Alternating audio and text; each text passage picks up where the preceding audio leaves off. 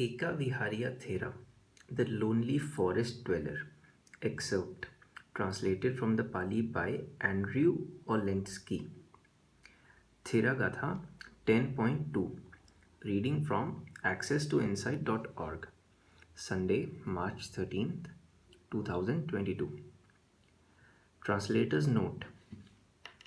These lovely verses are attributed to Tissa Kumara, the youngest brother of King Ashoka.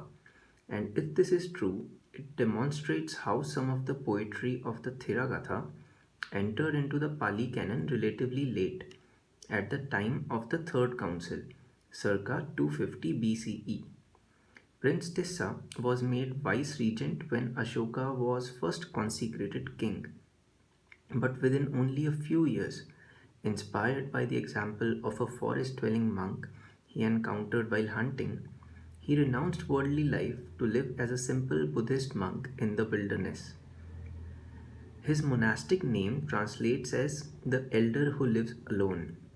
The poem exudes the romantic yearning for the solitude of nature felt by someone who grew up, no doubt, in the court of the Maurya Empire.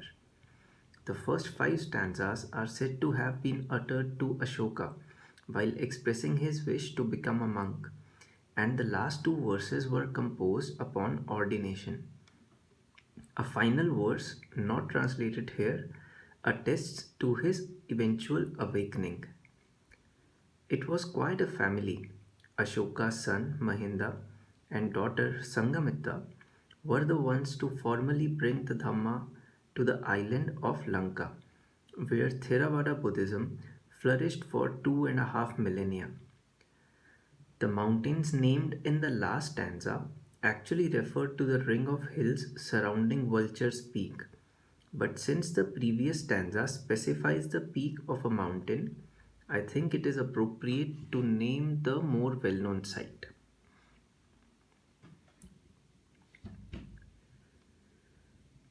If nobody is to be found, in front of one or behind one, that is exceedingly pleasant for the lonely forest dweller. So be it, I will go alone to the forest, praised by Buddha.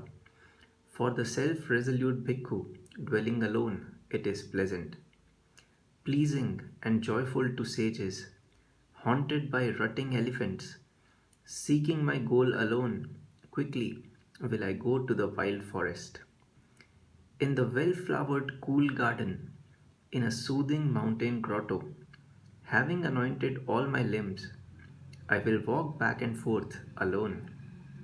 When indeed shall I come to dwell, all alone without companion, in the great forest so pleasing, my task accomplished without taint?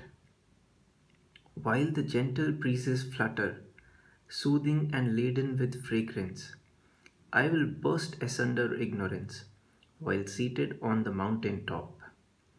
In a grove covered with flowers, or maybe on a cool hillside, gladdened by the joy of release, I will be content on Vulture's Peak.